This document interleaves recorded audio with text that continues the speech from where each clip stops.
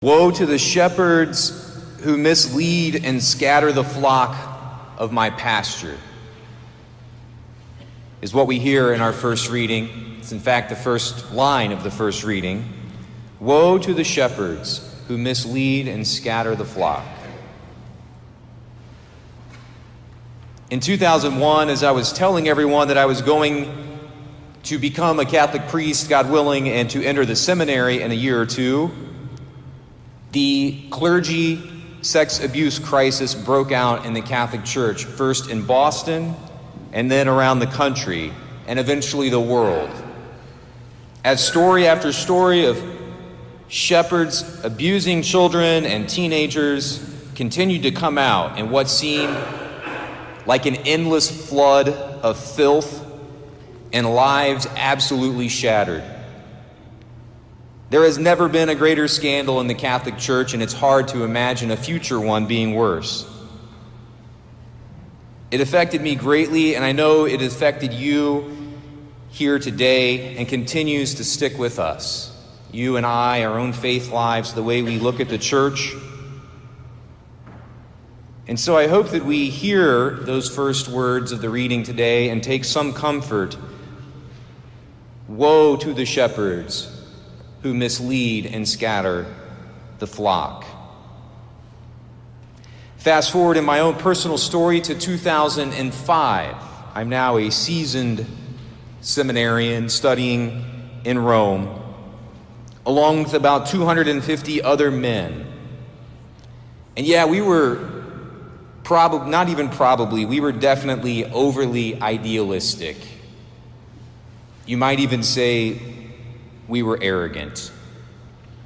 We were excited and looking forward to being priests, and we were determined, as pretty much every other generation, not just in the church, but everywhere else. We were those young adults who were determined to not make the same mistakes as the generation before us. And so living at the seminary in Rome for the semester as well, so we had about 250 seminarians, and then we had about 30 priests who were on sabbatical also living at the seminary. They were spending a semester away from their parishes, living in Rome and getting some much deserved refreshment. So they would travel around the city of Rome throughout the day, and then they would come back to us, and they would join us for dinner. And most of us, idealistic and probably even arrogant seminarians, we tried to avoid these priests. They looked like, judging by their appearances, to be the embodiment of everything we didn't want to be. They wore jeans and polo shirts, not their clerics. And we had all decided that that meant something to us. They seemed, based on appearances, to not be enthusiastic about the priesthood. Did I mention we were overly idealistic and arrogant? So the last day that these priests, many of them 20 or 30 years or more priests, the last day they were with us, one of them was selected to say a few words to us as seminarians at lunch. And we were very skeptical. Was this priest, going to get up and tell us we were all overly rigid and that we were too traditional and that we needed to calm down and be more loving? Our biases and our prejudices definitely told us that's what was coming. And this older priest came up to the microphone in his khakis and polo shirt, and we all rolled our eyes. And he took the mic and he gave a speech that none of us will ever forget. It went something like this. When all of us old guys entered the priesthood, we were respected by our families. Our parishes were excited that we were becoming priests. Our communities, even our towns, many times celebrated that we were heading to the seminary. We were thanked, and everyone thought really highly of us when we made that decision. The church was, at least in the United States, at that time in her heyday. But you seminarians here today, you entered the seminary in the midst of the worst scandal in the history of the priesthood. And then this priest raised his voice and went kind of coach in a locker room on us. He said, the church is on fire right now. It's burning with the scandals and sins, and you men ran into the building and said, I want to be a priest anyway. Despite people looking at you like you'd be hurting children, you ran into the burning building, and I want to say thanks to you. And my fellow priests who are here, we've all been talking for the last 3 months about how much we respect you. And we've been talking about how we all feel like the church is in really good hands. We applaud you and we salute you. And it has been an honor to be with you. God bless. Every seminarian in the room stood up and exploded into applause. There's not a lot of dry eyes in the room at that point. We were moved by the support of this older priest, and we were convicted that we had often judged these priests too harshly. That's another homily, some other day. But you and I know, and I want to get back to what he said in a minute, the fire continues to burn in the church. Maybe it has always been on fire. I don't know. When you read the history of the church, it sounds like maybe it's always been that way. In fact, some people would say, well, why do we have all these broken priests? Why does God let that happen? And the question would be, why did Jesus Christ choose Judas? God knew this was happening and was going to happen. He said, even in the Old Testament that we hear today, woe to the shepherds who mislead. He knew it would happen. The wound in the church continues to be infected, and it oozes with fresh pus this week. The past few weeks, a flood of stories have again come out, have been revealed about one of the most prominent United States cardinals of the last 50 years. And everyone says the same stuff that everybody knew, and nobody knew what to do about it, and no one knew who to tell. And there's a fresh trail of people discovered who have been destroyed by his crimes and his actions.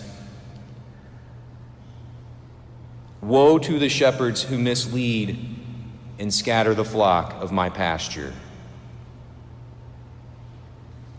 We might be tempted to think that this horror of priests and bishops failing to live a life conformed to Christ, we might be tempted to think this is new. But the best preacher in the history of the Catholic Church said this 1,700 years ago. The road to hell is paved with the skulls of erring priests, with bishops as their signposts. St. John Chrysostom, the best preacher in the history of the church 1,700 years ago. The road to hell is paved with the skulls of erring priests and bishops. So what do we do about it? Right? That's the question. Again, there's never been a worse scandal in the history of the church. And we know what God says, woe to the shepherds who mislead and scatter the flock. What the church will do about it is anyone's guess. The institutional church, the hierarchy. What I pray, the response is dramatic, swift, and far-reaching. 500 years ago, the clergy was in an awful state morally, and the Council of Trent made drastic changes and put a seminary structure in the place for the first time. I hope other changes are continuing to be made, but what a 39-year-old priest in Western Indiana thinks needs to be done typically isn't asked. So I'll save that for another homily too. What do we do? You and I. Not what does Pope Francis do? Not what does the USCCB do? What do we do? And in one sense, I can say I'm not even sure I could say that I fault people who leave. It is all so awful. But I want to challenge us to do something. I want to challenge you to run back into the building that is on fire and help put it out and help rebuild. I don't fault you if these past 17 years have made you seriously question your Catholic faith. It certainly has made me question mine. But I want to invite us to run back in. We are the church too, not just the shepherds. And there are also a lot of really good priests and holy people. And so I say, let's do it together. Let's encourage good young men and women to enter the religious life as priests and sisters, to rebuild and put out the fire. Our children. It's easy to want someone else's child to consider to being a priest or a religious. Are we willing to suggest ours? And let's also recognize that you and I have the ability to also rebuild. It's not just clerics and nuns that make up the Catholic Church. Let's recognize that we can all still be a saint as a Catholic layperson, even if some in the hierarchy of the church are living completely morally bankrupted lives. Let's look at that first reading again, because it ends on a positive note and it talks about this. God says, I will deal with them, the shepherds. Woe to them. But then God says this, I myself will gather the remnant of my flock from all the lands to which I have driven them and bring them back to their meadow. The people who've left because of scandal, the people who've been hurt, God says, I will bring my flock back to the meadow, and there they shall increase and multiply. I will appoint shepherds for them who will shepherd them, so that they need no longer fear and tremble. God wants to do that, and He wants to do it through you and I, and through the next generation of young people coming up. That's how God wants to bring everyone back. I invite you to join me as we run back in and double down our commitment to be Catholic Christians in a church and a world that needs us. Let us rise and be on our way to becoming saints.